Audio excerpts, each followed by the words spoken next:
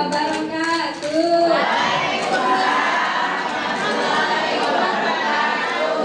Tetap pertahankan kiri kanan sama 1-2 cm Bu, sama tunggu.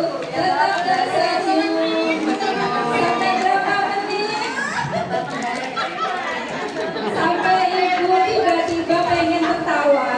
Sampai Ibu tiba-tiba senyumnya di bibir pindah ke mata. Jadi berbinar-binar, bling. Emang apa sih bedanya senyum yang biasa saja dengan senyum yang bisa pindah ke mata senyumnya?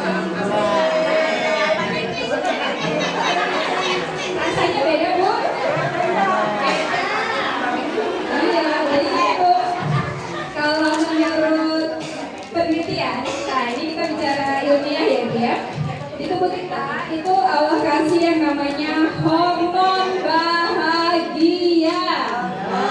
Hormon bahagia Bu, Allah kasih banyak. Ada 4 jenis hormon bahagia. Tapi Allah juga kasih kita hormon stres. Tapi cuma 2. Banyakan mana Ibu? Banyakan hormon yang bahagia. Nah, bedanya Ibu, hormon bahagia itu gampang keluarnya. Tapi kalau hormon stres agak lambat keluarnya. Adil ya Allah itu ya. Jadi sebenarnya kita tuh disuruh bahagia Bu, bukan disuruh stres. Kalau bicara stres, bukan stres dalam konotasi negatif saja ya Bu. Stres itu ada yang positif. Ibu mau mandi saja, kemudian menyiapkan pakaian, itu juga stres. Tapi stres ringan. Kita menjadi berpikir, nanti mau pakai baju apa? Nanti mau pakai jilbab apa? Nanti mau ketemunya di mana? Nanti naik motornya, naik gojekan, naik maximka, berangkat sendiri kan? Kita berpikir Ibu. Jadi stres juga berkonotasi positif. Nah dalam hal ini, kenapa tadi minta senyumnya agak lamaan? Supaya ini Bu, otak kita punya waktu untuk mengeluarkan hormon bahagia. Dari otak kita, hormon bahagia dikasih ke mana? Dikasih ke seluruh tubuh. Lewat mana Ibu hormonnya jalan dari otak kita sampai ke seluruh tubuh kita, lewat mana tuh? Tuh, banget, wah keren. Lewat aliran darah. Nah sementara komposisi darah itu sebagian besarnya adalah air banget Ibu. Jadi walaupun tampaknya cuma air, tapi ternyata untuk sehat, untuk bahagia, tubuh kita butuh air. Nah ini sesuai nama kita Ibu, air untuk kesehatan. Iya. Jadi tadi ini aja Bu, saya nyari alasan supaya ibu-ibu tuh senyumnya lebih dari 1 menit. Biar duduk di sininya bahagia. Iya, tak lupa saya menyapa kepada ibu-ibu Aisyah panutan saya. Saya baru saja bergabung di Aisyah 2023, tapi ternyata semenyenangkan ini di Aisyah. Selamat datang. Iya, jadi saya kemana aja ya? Jadi yang kami hormati tadi ada Ibu Afrida, ternyata sudah pulang. Mudah-mudahan nanti beliau melihatnya di YouTube. Jadi kita punya channel Ibu, channel ini nanti kita akan share linknya. Jadi kegiatan ini insya Allah juga akan di-share agar makin semarak, agar makin meriah, agar kita memperkenalkan Aisyah adalah organisasi wanita berkemajuan dan diperkenalkan kepada masyarakat. Salah satunya adalah melalui media sosial. Kemudian ada Ibu pimpinan daerah Aisyah yang sangat saya kagumi karena tuh saya terus terang belajar banyak hal dari beliau. Oh Aisyah itu ternyata begini dan semuanya bermakna positif. Alhamdulillah. Ada Ibu dari Majelis PAUD dan Dasmer, Ibu Hanifah. Kemudian ada Ibu Ketua Ijabah, Ibu Rauda. Saya sudah mengenal beliau lama, tapi ketemu akrabnya di Aisyah. Kemudian ada Ibu Kepala Sekolah TK Abad 3, Ibu Alvina. Kemudian ada ibu dari PCA Samarinda Unggul, Ibu Fatimah, yang saya hormati pula. Kemudian ibu dari National Asia, dan bintang tamunya adalah bunda-bunda dari TK Amal.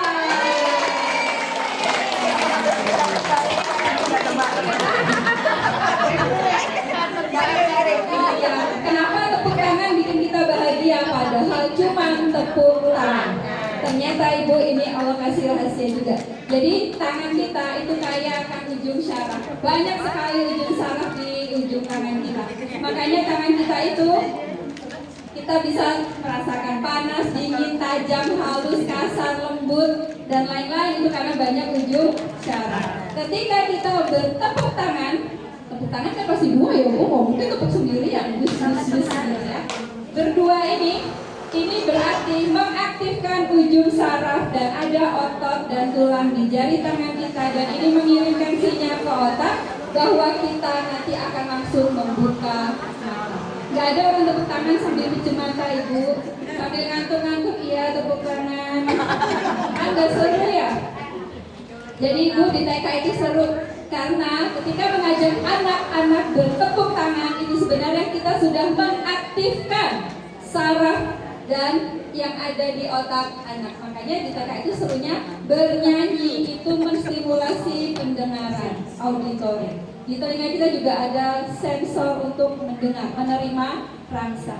Nah ibu-ibu, tadi waktu diceritakan oleh Ibu Hanifah tentang menjadi guru yang level ini sampai ke level yang paling tinggi. Bu Afrida, saya jadi pengen membahas ini dikit aja Bu.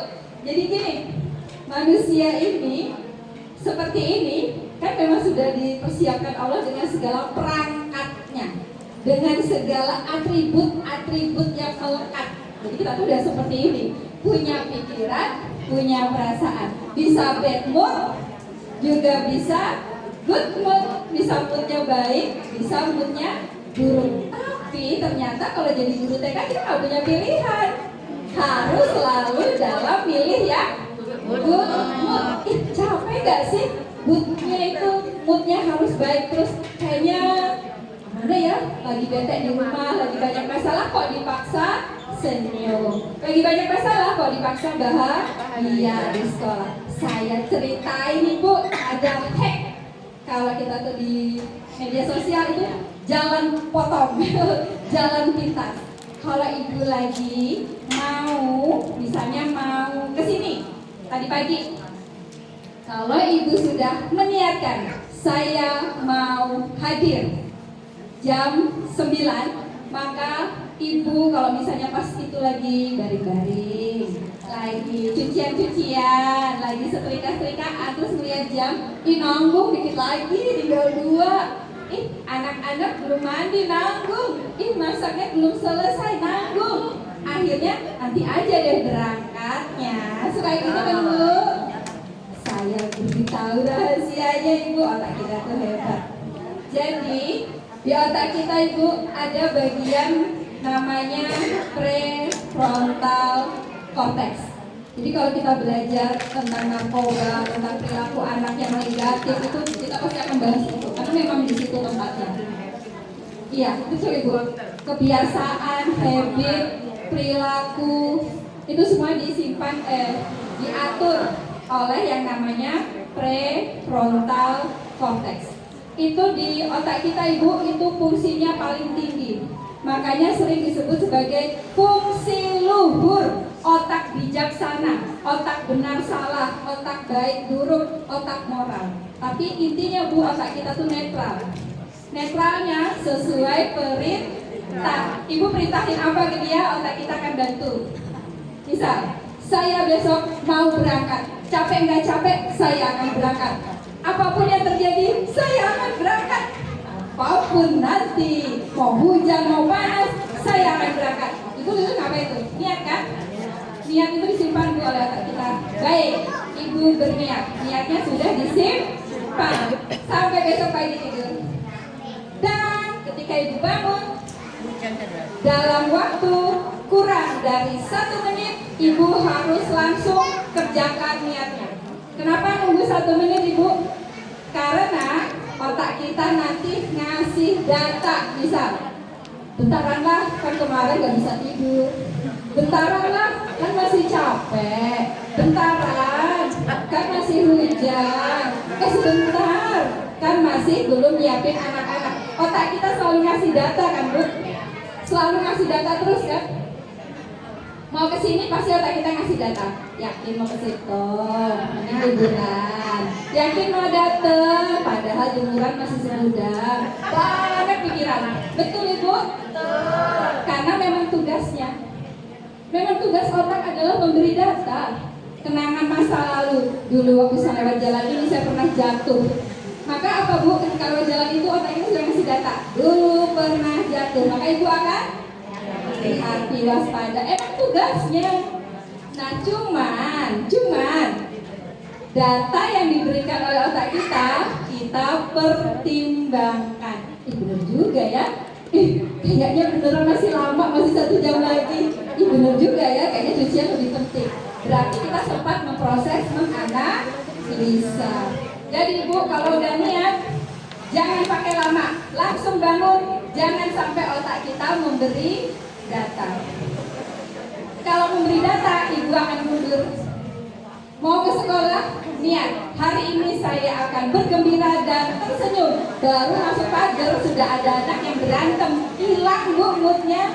Padahal tadi niatnya mau bergembira. Baru masuk sekolah, anak-anak sudah nangis-nangisan. Aduh, anak-anak nangisan.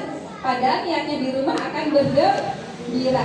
Gimana caranya Ibu supaya si niat ini tetap baik? Jangan kasih kesempatan otak kita memberi data yang tidak kita inginkan. Otak kita memberi data, anak-anak berantem, biasanya bikin bad mood, jangan dengarkan. Anak-anak berantem, otak kita memberi data, waduh, salah nih ceritanya, jangan dengarkan. Otak kita memberi data, waduh, anak-anak berantem, jangan-jangan nanti saya jadi terlambat untuk mengajar. Jangan dengarkan. Putuskan untuk tetap bahagia, karena tadi niatnya mau berangkat dengan bahagia. Jadi anak-anak berantem, apapun yang terjadi bahagia. Keren kan otak kita itu? Karena memang didesain otak kita itu netral. Kita perintahkan apa ke dia, dia akan memberikan dan mengkondisikan. Otak kita harus kayak gitu dulu. Jadi Bu siap berniat jadi guru TK yang bahagia? Siap. Kalau otaknya memberi data yang lain, kan gajinya kecil. Kan saya capek. Potong. Niat kan hanya untuk lillahi ta'ala. Niat mengambil ibadah. Niat amal jariah kembali ke niat. Makanya Bu, niat itu powerful. Innamal a'malu binniyat. Ibu pernah nggak sih puasa niat tapi nggak sahur? Kuat seharian? Kuat. Kenapa? Niat. Tapi pernah nggak Bu puasa nggak sahur tapi pagi-pagi? Aduh, kan ini puasa sunnah aja. Niat ya? Tiba-tiba ada Pak Cilok lewat. Oh ya, kan ini cuma sunnah. Kayaknya seru kali ya makan cilok pagi-pagi. Kepikiran Bu? Apa yang terjadi Bu? Otak kita menganggap Ibu tidak teguh pendirian. Akhirnya Bu, tubuh kita berespon dengan cara apa? Perutnya keroncongan, kriuk-kriuk. Tampilan Cilok menjadi indah di mata kita. Air kriuk kita Ibu, air ludah kita sudah siap. Kayaknya Cilok rasanya kayak gini, enak. Kok kepikiran? Karena niatnya enggak kuat. Sama-sama nggak sahur, tapi yang satunya berniat kuat sampai berbuka. Sama-sama nggak sahur, tapi yang satunya niatnya tergantung aja lah. Kalau lapar ya buka, kalau kuat ya lanjut. Niatnya nggak kuat, apa yang terjadi? Banyakan apa Bu? Banyakan gagalnya. Bener nggak sih? Jadi itu kalau misalnya ada godaan dalam ketidakikhlasan dalam bekerja, Jangan berikan kesempatan otak kita memberi data yang kemungkinan akan mengganggu niat kita. Itu iklan. Sekarang ke materi ya Ibu. Ke ayat. Izin ya. Ibu saya izin juga berdiri ya. Saya kebiasaan berdiri. Ya ini materi saya itu. Air untuk kesehatan. Jadi kalau misalnya kita nih manusia, saya tanya ke Ibu nih sekarang tebak-tebakan ya, yang bisa jawab kayaknya nanti ada hadiah dikit. Ibu, kebutuhan dasar manusia yang paling utama adalah air. Sebelum air, Oksigen. siapa yang jawab tadi? Keren. Benar. Oksigen atau udara. Kerasa Bu waktu COVID kemarin, mahal Bu oksigen 1 tahun berapa juta dan sering kosong. Terus dia nggak bisa bernapas, pakai oksigen dan kita harus butuh bantuan oksigen. Padahal oksigen kan gratis ya, ini gratis. Berarti itu benar. Kebutuhan dasar manusia yang paling utama adalah oksigen. Yang dimaksud oksigen adalah kemampuan kita untuk bernapas dengan baik. Oksigennya ada, tapi kitanya ingusan, pilek, buntu dan lain-lain. Kita tetap gangguan pernapasan. Jadi benar Ibu. Kebutuhan dasar manusia yang pertama adalah oksigen. Oksigen yang baik maksudnya. Makanya saya paling agak sedih kalau ada orang itu merokok. Karena sebenarnya itu zalim. Dia mengganggu kebutuhan dasar orang lain. Kita berhak untuk menghirup udara yang bersih, tapi perokok mengotorinya. Jadi gemes pada itu kebutuhan dasar manusia. Kebutuhan dasar manusia yang berikutnya Ibu selain udara adalah air. Tadi waktu pertanyaan pertama ngomong airnya semangat, sekarang ngomong air. Jadi apa Ibu? Selain udara, yang menentukan kebutuhan kita untuk bisa hidup adalah air. Jadi setelah udara, air bukan makanan, bukan nasi padang, bukan ini, tapi yang kedua adalah air.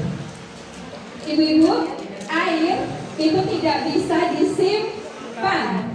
Kita misalnya minum 1 galon. Buat 1 galon banget Pak. Untuk sehari supaya nanti saya nggak minum lagi, bisa nggak Bu? Bisa. Yang banyak rajin ke kamar mandi. Artinya air di tubuh kita tidak disimpan, tapi tubuh kita butuh air terus menerus.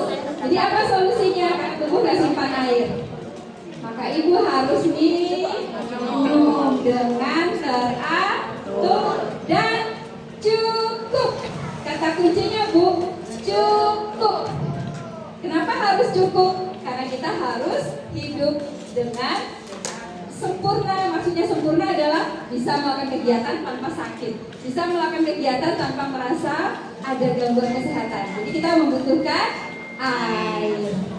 Salah satu ciri kekurangan air Ibu adalah gangguan konsentrasi. Tes Ibu-ibu kekurangan air nggak ya? Gangguan konsentrasi nggak ya? Ibu kita main bentar yuk. Ya Bu, kita main Bu. Menangkap harimau. Apa sih Bu? Ingat, katanya adalah harimau. Yang satu berusaha menangkap, yang satu berusaha melepaskan. Siap.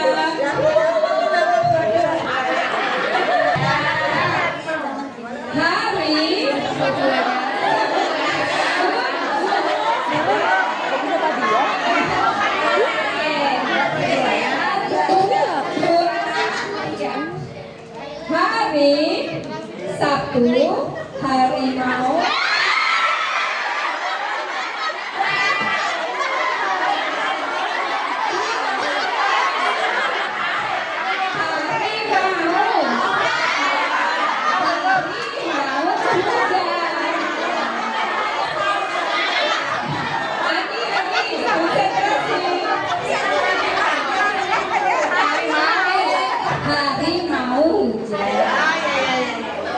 Hari Sabtu, harimau.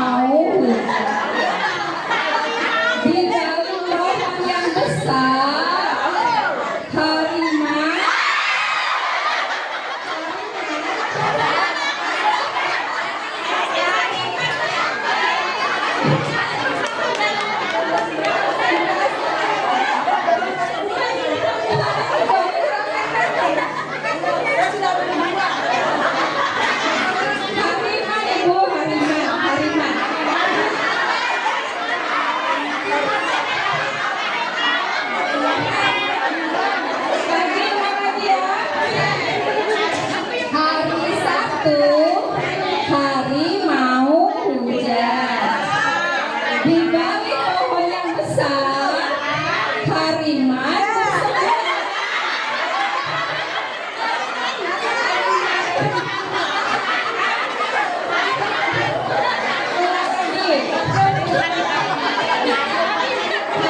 Sabtu, ulang lagi Bu. Hari Sabtu, hari mau hujan. Di balik pohon yang besar, hariman bersembunyi. Dia takut hari Minggu.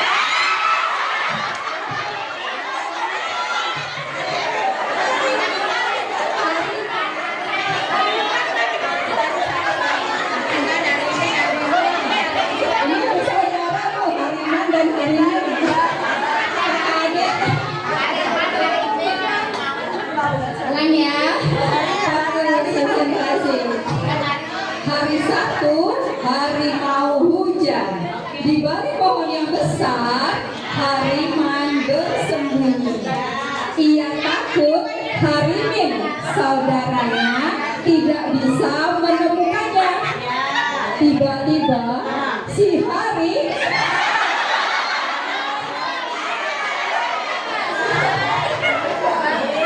oke, belum lagi. Hari Sabtu, hari mau hujan. Di balik pohon yang besar, hariman bersembunyi. Ia takut hari Minggu saudaranya tidak bisa menemukannya. Tiba-tiba si hari, si pemburu dan harimau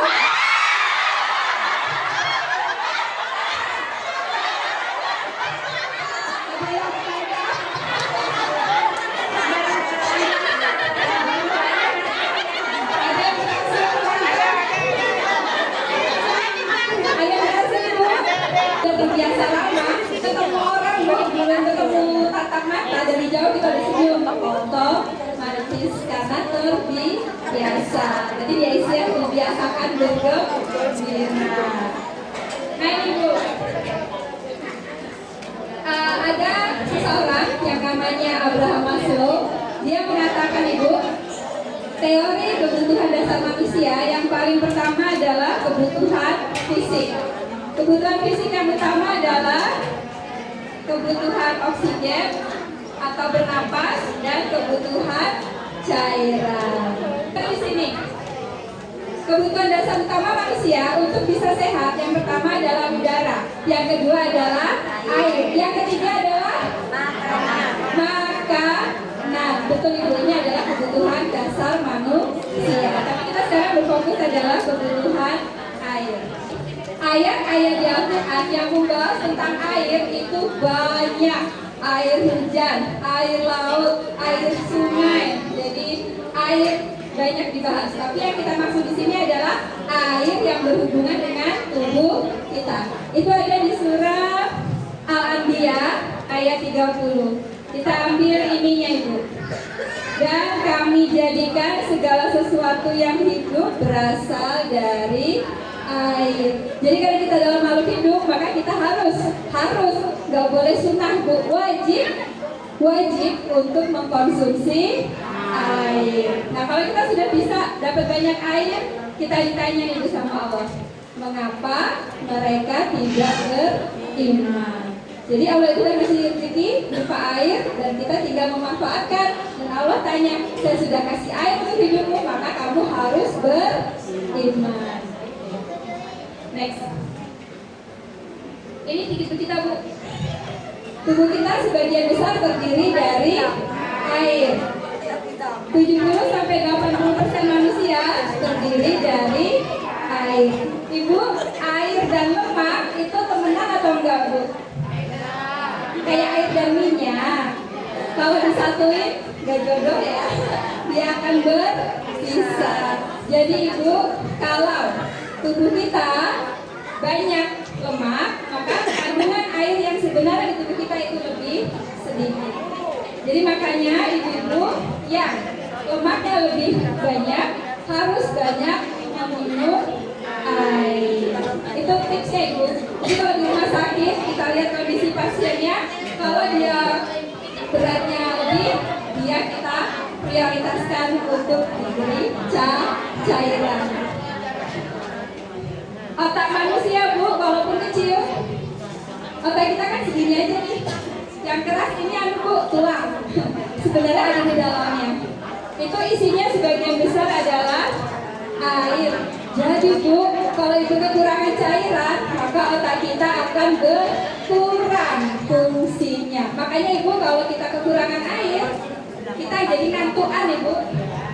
Bad mood, tubuh menjadi lemes, bibir menjadi gemetar, kering, pusing karena kekurangan air. Padahal Ibu, otak manusia adalah organ utama yang mengatur semua fungsi tubuh.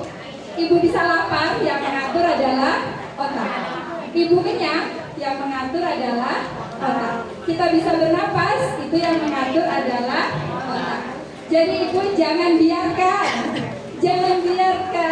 otak kita kekurangan air. Sederhana, tapi sering dilupakan. Karena kita nggak minum air bukan karena nggak tahu Bu, karena kadang sibuk, nanti aja minumnya. Masih ada yang mau dikerjain, nanti aja minumnya. Atau yang paling sering, mau minum tapi airnya nggak ada. Nah itu Ibu. Jadi setelah ini ibu-ibu yang beraktivitas aktif seperti bunda-bunda guru selalu sediakan air. Air kan banyak Ibu. Nanti aja beli di luar. Beli air soda, air minuman yang berwarna, air yang ada rasa-rasanya, air apapun, dan ada air putih. Nah, air. Maka pilihannya adalah apa Bu? Air putih. Kenapa air berasa tidak disarankan banyak sampai 8 gelas? Kenapa harus air putih? Karena air putih Bu, pH-nya netral. pH darah kita, pH tubuh kita itu netral. Dan yang sama dengan kondisi tubuh kita adalah air putih, bukan air soda, Sprite, Fanta. Itu tidak dihitung untuk memenuhi kebutuhan air. Jadi nggak sama ya Bu, beda air dan air putih. Ibu, nggak semua orang kan suka ya minum air putih. Ada yang suka malah minum es teh, sirup, air lain-lain. Padahal yang paling dibutuhkan untuk kegiatan tubuh kita adalah harus air putih. Kata kuncinya Bu, air putih. Ini penting karena nanti ibu bisa mengecek anak-anak kita kalau bawa bekal, kan mereka bawa bekal tuh bawa minum, itu airnya air apa? Kalau sudah cocok air putih, sudah benar. Tapi kalau enggak, kadang anak-anak cuma bawa susu aja, sudah bawa air putih. Nanti ibu atau orang tuanya bisa disampaikan harus wajib air putih. Anak saya nggak suka air putih, sukanya teh. Air putih. Teh pun nggak apa-apa, tapi kadang-kadang teh itu tambah-tambah Bu, tambah pewarna, tambah perasa, tambah pengawet. Kan biar awet. Kemasan itu kan awet karena ditambahkan oleh pengawet. Makanya harus air putih. Kata kuncinya air putih. Nah ini Bu, otak kita, hati, jantung, darah, otot, paru semuanya butuh air. Terutama ini Bu, apa ini? Ginjal. Ginjal adalah organ yang bertugas menyaring. Menyaring apa? Menyaring darah. Hasilnya adalah zat yang sudah tidak digunakan oleh tubuh keluarnya sebagai buang air kecil. Jadi gini Ibu, kalau kita ingin tahu apakah tubuh kita sudah cukup air atau belum, lihat warna dan jumlah. Ya, itu jumlah buang air kecilnya. Sehari kita tuh buang air kecil berapa kali, dan lihat warnanya. normal, warna urin itu warna apa ini? Bening, kuning muda. Tapi kalau warnanya gelap, kecoklatan, atau malah kemerahan, coklat merah atau coklat merah berarti mengandung darah. Kalau warnanya sudah pekat, berarti artinya apa Ibu? Berarti kita kurang minum. Ini Bu, ini pesan dari kementerian kita Ibu. Konsumsi air putih itu adalah perilaku sehat yang susah apa gampang Ibu? Gampang. Gampang. Tapi kadang-kadang diabaikan, tidak diutamakan. Kalau ingat bawa, kalau enggak, mau minum, nanti aja. Jadi hari ini mau kebiasaan yang memberi manfaat yang luar biasa.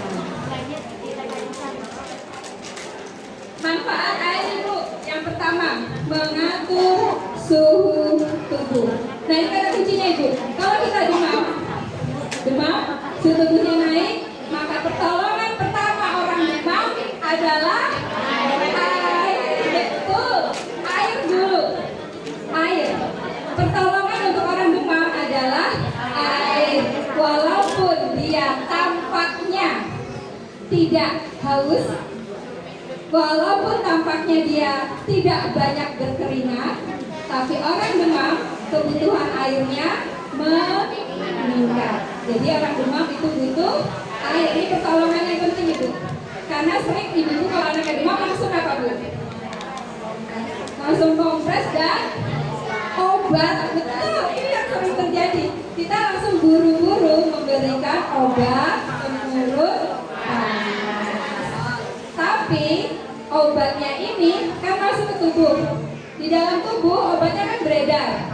Supaya dia bisa beredar, dia butuh air. Jadi kadang-kadang sudah minum obat, kok demamnya nggak turun. Sudah dikompres, kok demamnya nggak turun. Coba cek, mungkin kekurangan air. Benar Ibu, hidrasinya kurang karena demam. Anak-anak Ibu, kalau Ibu perhatikan, itu anak-anak TK itu kan suka aktif. Lari sana, lari sini, lompat sana, lompat sini. Coba Ibu perhatikan, seberapa sering dia minum air. Atau, kalau anak-anak membawa sangu dari rumah, coba Ibu cek, seberapa banyak yang dia bawa. Kadang-kadang botol minumnya terlalu kecil, yang lucu-lucu tapi isinya cuma 200 cc.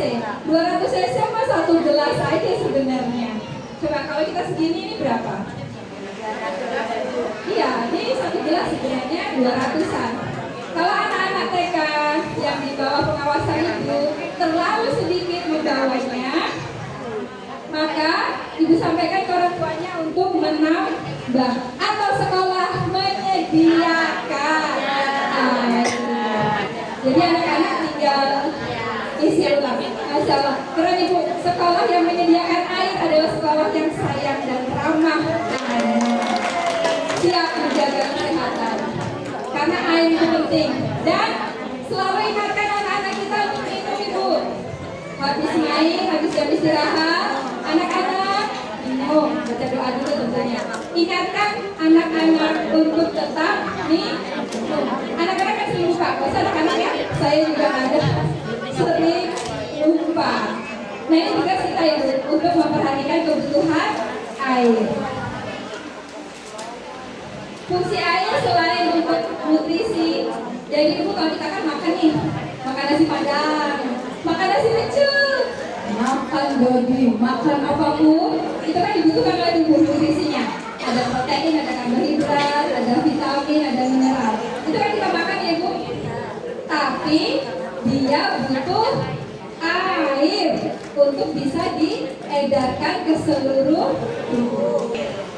Kenapa kalau kita kekurangan cairan kita sering ngantuk bawaannya mau ini aja, mau pejamata aja. nobarin. Atau kalau kita habis makan kekenyangan banyak, kita langsung mengantuk. Makanya kata Rasulullah itu benar ya, isi perut kita itu sepertiganya adalah air, sepertiganya adalah udara, sepertiganya adalah makanan.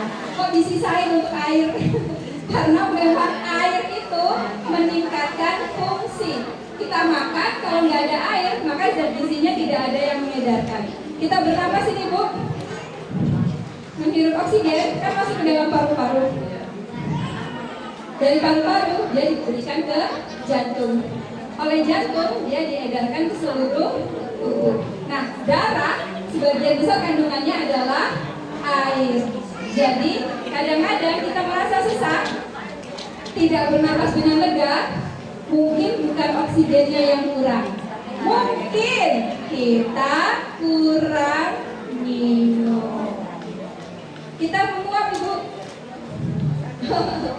Itu mengeluarkan karbon dioksida. Berarti tubuh kita itu sedang aktif-aktifnya bekerja. Karena zat sisa makanan, zat sisa metabolisme salah satunya adalah karbon dioksida. Muap, kalau habis makan banyak itu muap. Saking kekenyangan tubuh kita capek mencerna. Hasilnya adalah karbon dioksida. Karbon dioksida di tubuh dia apa? Buang. Makanya kita nguap terus. Buang racun. Buang lagi. Makanya kalau makan jangan apa hadisnya ya? Berhenti sebelum kenyang. Karena kalau super kenyang, karbon dioksidanya akan banyak dihasilkan, kita akan menjadi nggak produktif, mengantukkan. Nah, Masya Allah, benar sekali. Jadi makanlah, berhentilah sebelum kenyang. Kok Rasulullah udah tahu ya? Padahal kan ilmu pengetahuannya zaman dulu nggak ada ya, baru sekarang aja tuh diteliti. Kok kenapa perut kita itu isinya jangan semuanya makanan.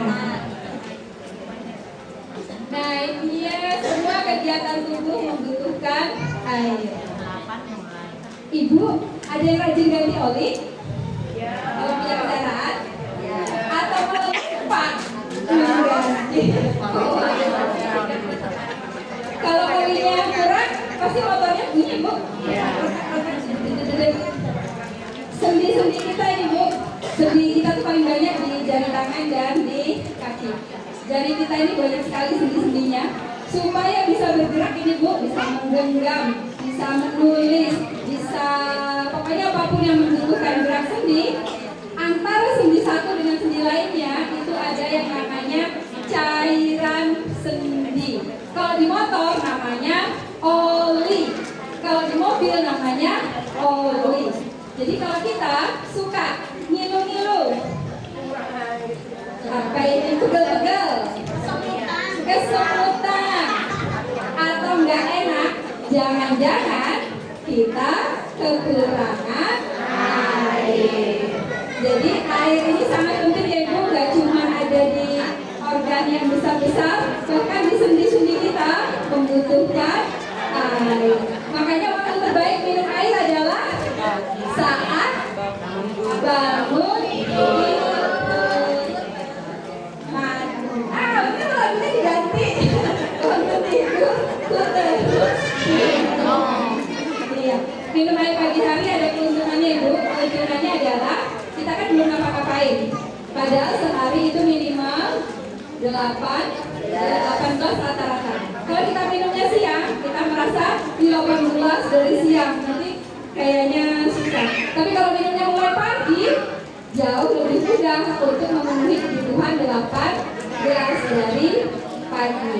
Sebaiknya minumnya pagi itu keren. Nah ini sudah kita bahas tadi. Next. Apa manfaat air di tubuh kita Ibu? Banyak sekali. Salah satunya adalah ini Bu, menghindari penyakit jantung. Air Ibu itu fungsinya adalah mengatur tekanan darah. Tekanan darah kita itu ditentukan oleh kerja jantung.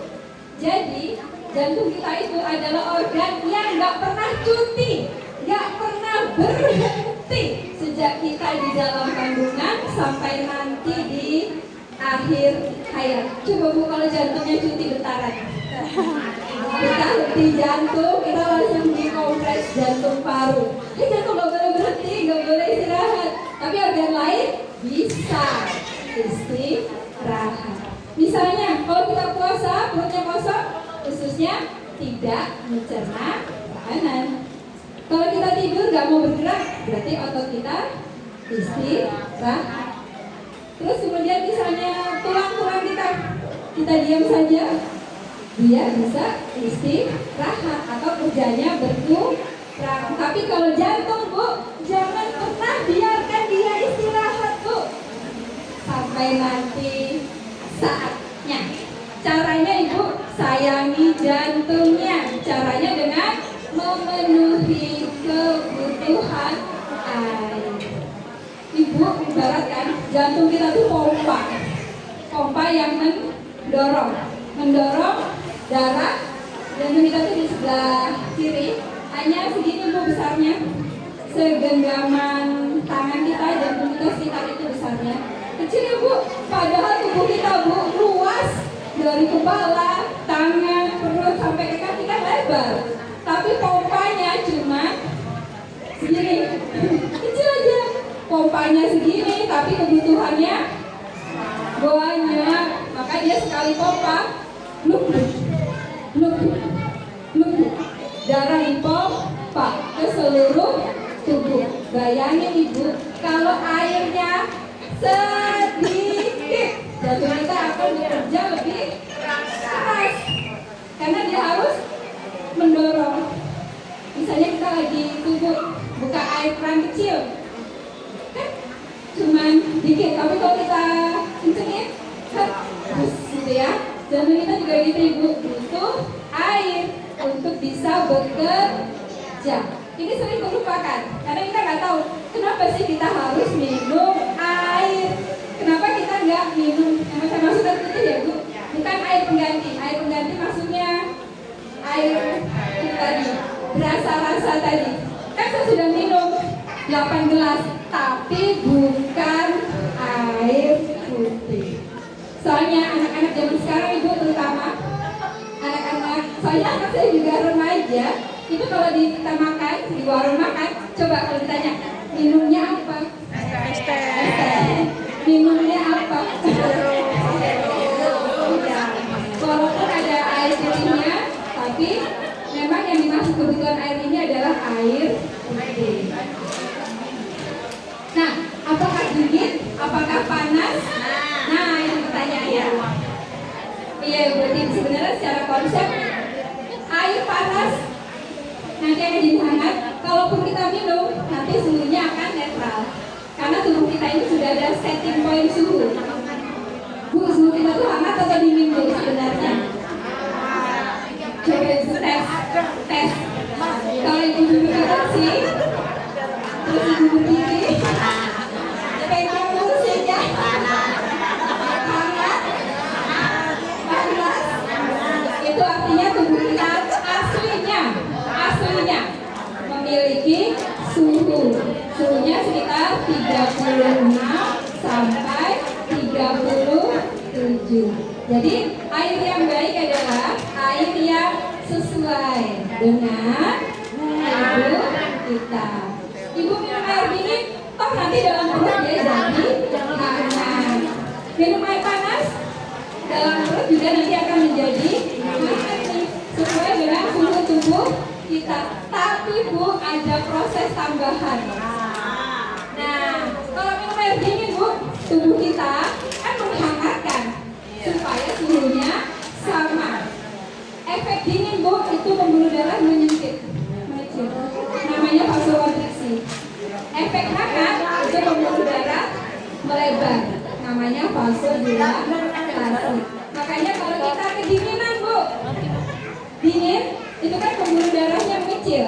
Ditandai dengan apa? Kalau kita pegang ujung-ujung jari, ujung-ujung hidung, itu teraba dingin. Itu artinya pembuluh darah itu sebenarnya vasokonstriksi atau kecil. Makanya kita diarahkan minum air. Nah, prosesnya kalau kita minum air dingin, suka nih minum air dingin. Apalagi anak-anak ya, semuanya dingin. Pagi dingin, siang dingin, malam juga dingin. Padahal sore itu semuanya dingin. Karena dia cari segernya. Padahal efek dingin bagi tubuh juga ada. Tubuh kita akan mengeluarkan lebih banyak energi untuk menghangatkan supaya sama dengan suhu tubuh asli kita. Jadi minum air dingin pun sebenarnya boleh, tapi jangan berlebihan. Kan kata Rasulullah sesuatu yang berlebihan juga ini ya tidak baik. Nah ini satu lagi Bu, ini berdasarkan penelitian. Kekurangan cairan ini ternyata beresiko terkena stroke. Ini ada beberapa kisah yang saya ikuti. Ada seseorang mengatakan, saya rajin olahraga, usia saya masih muda, saya orang yang menjaga kesehatan, saya makan makanan yang bergizi, saya tidak bergadang, saya tidak merokok, saya tidak minum alkohol, berat badan saya ideal, gaya hidup saya sehat. Tapi kenapa saya terserang stroke? Akhirnya dia mengatakan ternyata dia mendapat informasi dari dokter, ternyata dia kurang minum air putih. Karena dia sukanya minum bukan air putih. Pokoknya minumnya minum tapi bukan yang air putih. Ternyata ini sering terjadi, usia muda sudah terkena stroke. Jadi kalau ibu nggak enak nih jantungnya, deg, atau nggak nyaman, jangan-jangan ibu kekurangan air. Ini menjawab Bu, kenapa orang kalau di rumah sakit pasti diinfus.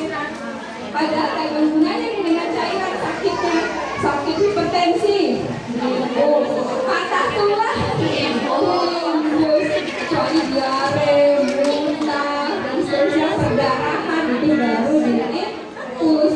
Cuma diinfus. Artinya kita harus selalu menjaga kebutuhan air. Ini penting Ibu karena Ibu menjaga kebutuhan air anak-anak di sekolah. Mereka mungkin tidak berpikir untuk minum air. Nah ini Bu, jaga kesehatan jauh lebih murah dan lebih mudah daripada kalau sudah sakit. Belum berfokus mencegah sakit, tapi lebih berfokus nanti kalau sudah sakit. Padahal biayanya lebih mahal. Sudah mahal sakit lagi ditusuk-tusuk lagi, aduh gak enak ya. Nah ini menurut Kemenkes Ibu. Nah kenapa itu Bu? Pertanyaan baru. Kenapa minum air putih pagi-pagi menurunkan ini ya berat badan? Kenapa itu? Karena kalau kita udah minum, perutnya sudah terisi. Jadi godaan pagi hari untuk menyentuh banyak makanan sudah berkurang karena sudah terisi oleh air. Kalau kita nggak terisi air Bu, kan kita tidurnya misalnya tidur jam 10 malam, bangun jam 5, itu sekian jam kan perutnya kosong, makanya kita bangun tidur cenderung lapar. Kalau kita isi air, maka sudah merasa kenyang. Kalau enggak kita jadi lapar mata. Lihat mata, dimakan semua. Kan lapar. Ada makanan apa? Dimakan itu makanan belum terisi oleh air. Nah ini yang saya suka Bu, melangsingkan tubuh dan juga ini kulit jadi berkilau. Ibu bayangkan, udah Bu, ibu bayangkan itu kalau musim panas, tanah itu Bu. Jadi saya pernah itu Bu, waktu suami saya di lapangan pas musim panas, tanah itu Bu retak-retak, kejam-kejam. Saya sampai bingung, yo ini pasti panas banget, tanahnya aja pecah. Dan saya perhatikan beberapa orang bisa ngakumin kakinya pecah-pecah, benar sampai suhu yang panas. Jadi makanya kita juga harus rajin minum air. Lingkungan di sekitar kita Ibu mempengaruhi kebutuhan air. Cuaca panas, kebutuhan air kita meningkat. Bu, gosip Bu, haus kan Bu?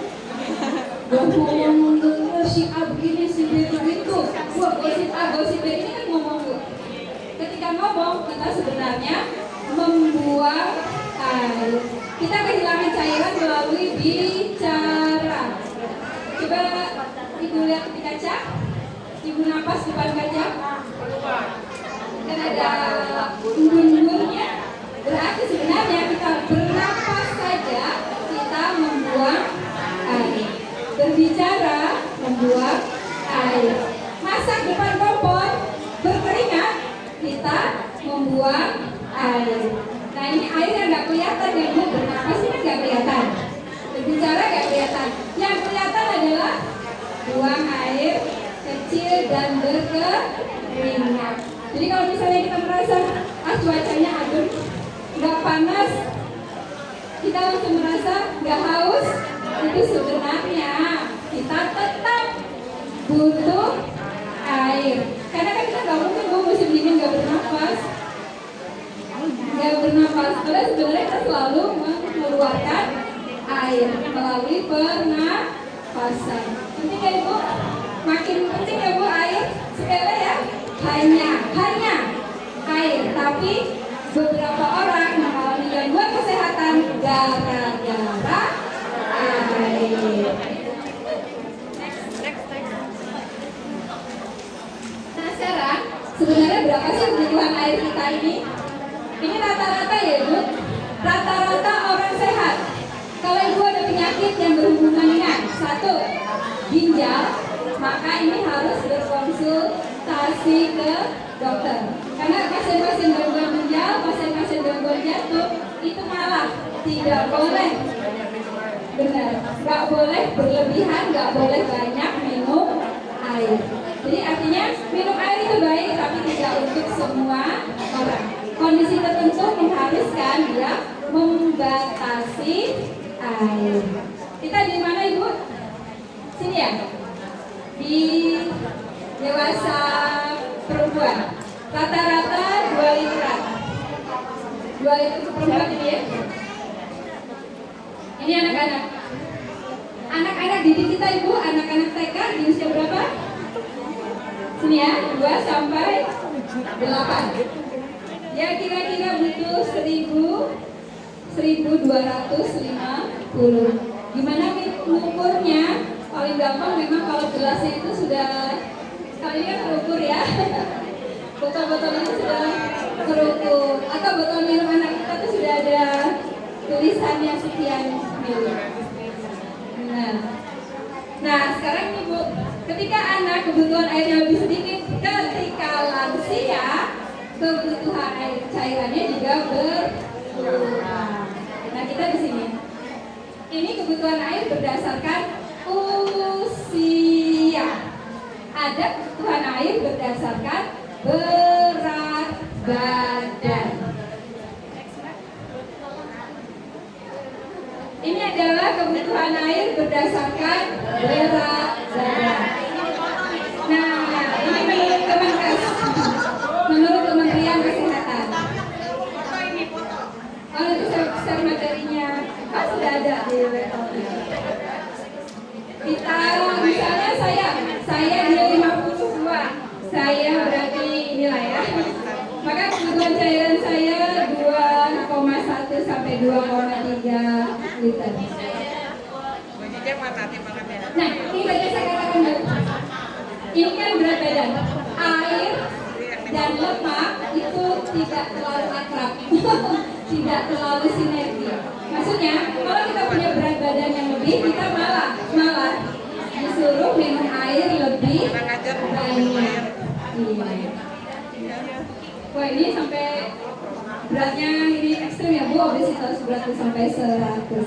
Nah, anak-anak kita itu rata-rata berapa berat badannya di sekolah? 15. Berarti di bawah ini ya. Berarti di bawah 1,9. Berarti pakai yang standar tadi sekitar 1.250. Kalau diukur pakai ini, kalau ini anggap aja 200-an, berarti 6 ini dalam satu hari. Dengan catatan Bu, kalau ada hal yang mengharuskan menambah air, 1, demam. Ini yang menambah. 2, beraktivitas lebih, misalnya olahraga. Olahraga Bu membutuhkan lebih banyak air. Siapa tahu ibu lagi jogging, lagi senam, kebutuhan airnya meningkat. Dan ibu yang sedang menyusui, ibu yang menyusui juga kebutuhan airnya lebih banyak. Karena bahan dasar ASI itu Bu apa? ASI kan cairan. Makanya ibu yang kalau mau ASInya banyak, dia juga disarankan banyak mengkonsumsi air. Pentingnya air, Masya Allah. Air.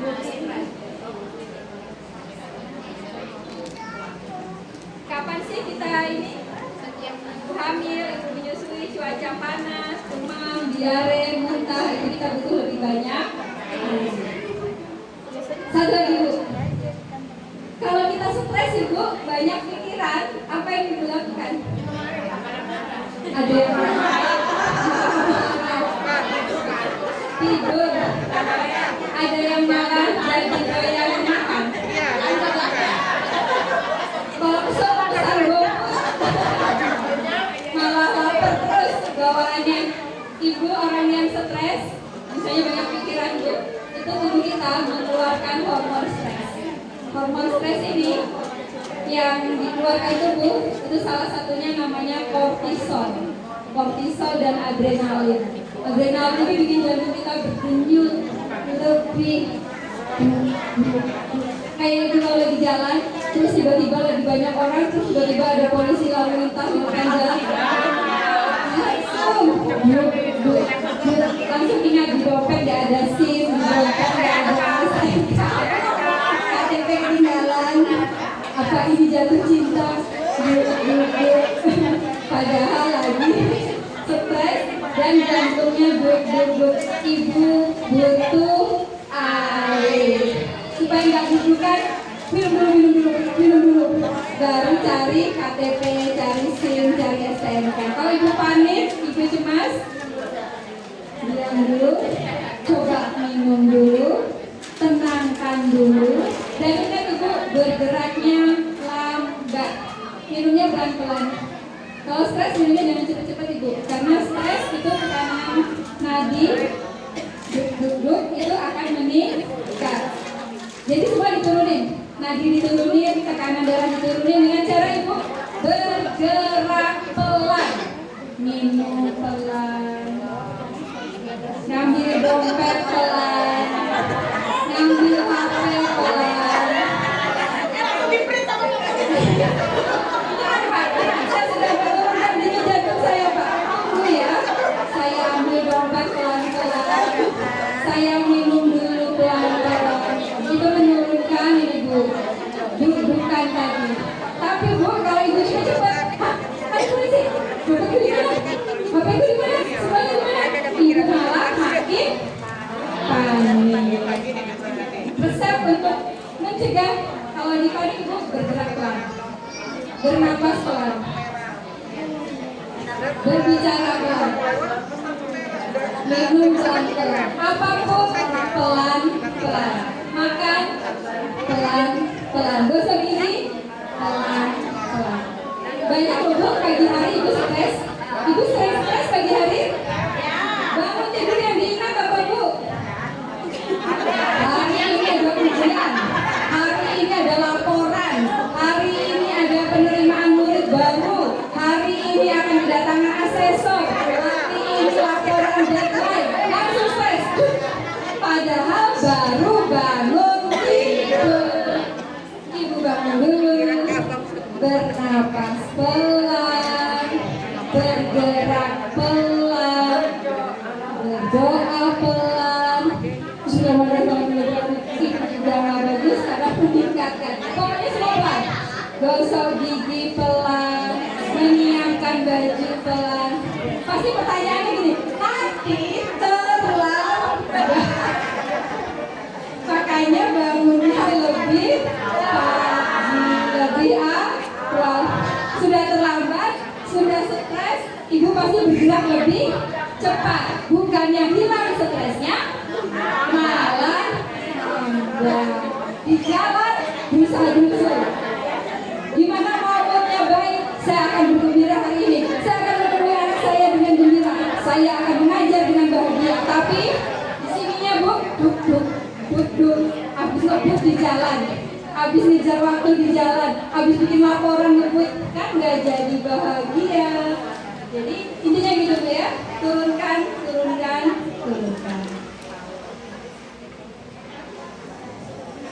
Nah sekarang apa akibatnya kalau kekurangan air? Air untuk khusus siapa itu? Ya lansia. Siapa tahu di rumah ibu-ibu ada orang tua, kerabat yang usianya sudah lansia.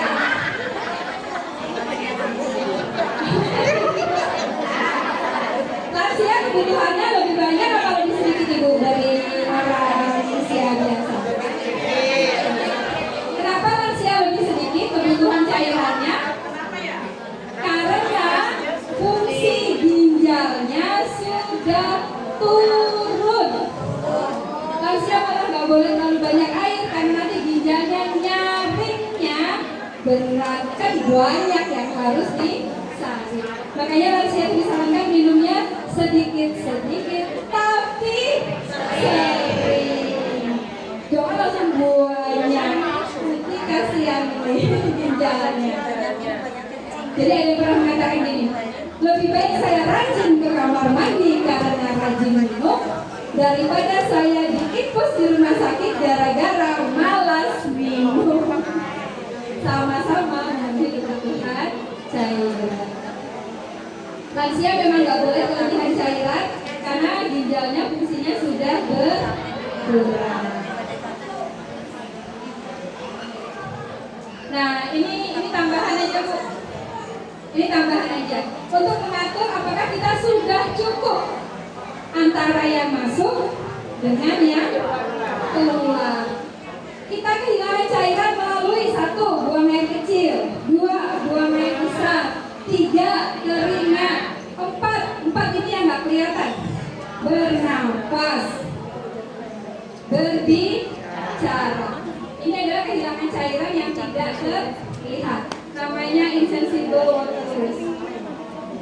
Jadi kita butuh makanan dan minuman itu sekitar 2,2 liter. Intinya 2 literan lah. Koma-komanya itu fleksibel. Intinya 2 literan air atau 8 gelas air. Next. Gimana kalau puasa? Ini trik kalau ibu berpuasa supaya tetap cukup kebutuhan cairan.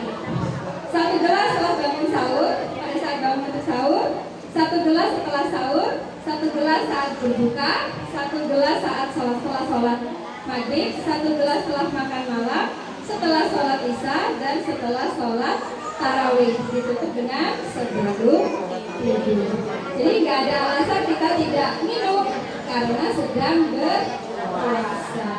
Bu, coba kalau kita nggak minum Bu, kita kalah. Karena lapar seharian semua makanan yang lezat. Nanti kita isi dengan makanan, lupa diisi dengan cairan. Ini tambahan aja Bu. Rasulullah itu tidak minum segera setelah makan. Kalau kita di sela-sela makan 2 sendok minum, 3 sendok minum. Padahal Rasulullah itu menunda minum beberapa saat setelah makan. Ini ada maksudnya Ibu. Tadi materi terakhir ya. Di mulut kita Ibu ada air liur, air ludah. Air liur atau air ludah ini, saliva ini memiliki enzim. Enzim itu adalah zat yang membantu kerja, itu namanya enzim. Kita makan, kita minum, maka enzim yang ada di dalam air liur kita itu akan membantu mencerna makanan dan menjaga kadar nutrisi tetap baik. Tapi kalau kita langsung minum, enzimnya belum bekerja, belum bercampur, sudah kita siram, kita isi dengan air. Akibatnya nutrisinya menjadi tidak maksimal. Walaupun ini sunnah, tapi bisa kita ikuti. Makannya sekarang, minumnya nanti. 1 jam, enggak lah.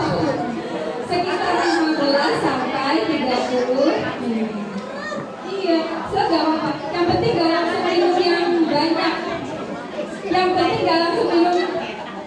Habis makan langsung minum yang banyak. Kasihan nutrisi kita belum sempurna. Biarkan dia menjalankan tugasnya. Iya, ini saya buat dengan penuh cinta, Ibu. Iya, terima kasih. Mungkin ada 1-2 pertanyaan Ibu sebelum diakhiri. Cukup Ibu, udah capek? Udah ngantuk Ibu? Ya sudah, sebelum saya akhiri Ibu, tadi diawali dengan permainan. Sekarang 1 permainan aja, 2 menitan aja. Ini melatih konsentrasi. Ibu, kita punya 2 belahan otak kanan dan otak kiri. Kanan dan kiri. Kalau otak kiri itu membaca tulisan, misalnya pada suatu hari di desa yang tenang dan hening, tulisan itu kerja otak kiri. Tapi warna, tulisan pada warnanya itu adalah kerja otak kanan. Kita main-main dulu. Saya akan memperlihatkan sebuah video. Ibu tebak warnanya, bukan bacaannya, bukan tulisannya, tapi warnanya. Ya, warna. Dan katakan dengan cepat. Karena bawah sadar, warna itu kan bawah sadar. Tidak pakai proses analisa. Hitam, biru, merah, kuning. Otomatis Ibu. Oke. Tapi sebelumnya gini Bu, kita rilekskan badan kita dulu. Ini adalah jangan ikuti gerakannya. Ini sengaja Bu, biar konsentrasinya kemana. Jangan ikuti gerakannya, tapi ikuti gerakan saya. Ini otak kita satu, melihat ini membagi mata dan mengikuti. Ini tarian chicken dance Ibu, saya rasa semua sudah familiar. Jadi gerakannya seperti ini Bu. Nah, kaku jarinya. Kalau kaku mungkin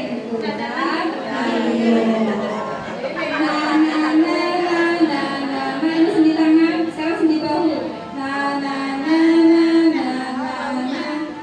Ini sendi panggul.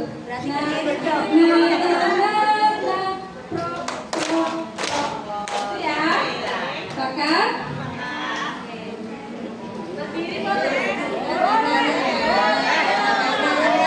Jari, sendi sikut, sendi bahu, sendi panggul. Oke. Nah, kita lagi setting suara.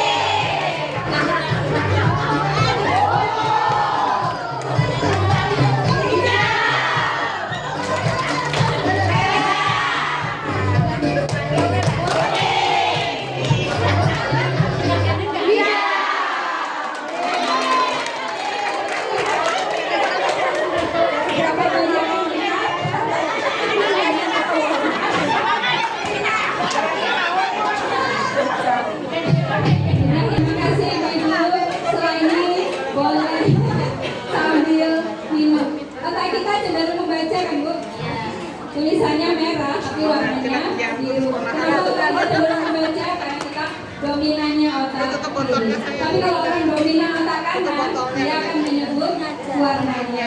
Terima kasih sudah bersemangat. Terima kasih sudah tersenyum. Terima kasih sudah berbahagia. Terima kasih sudah berada di sini.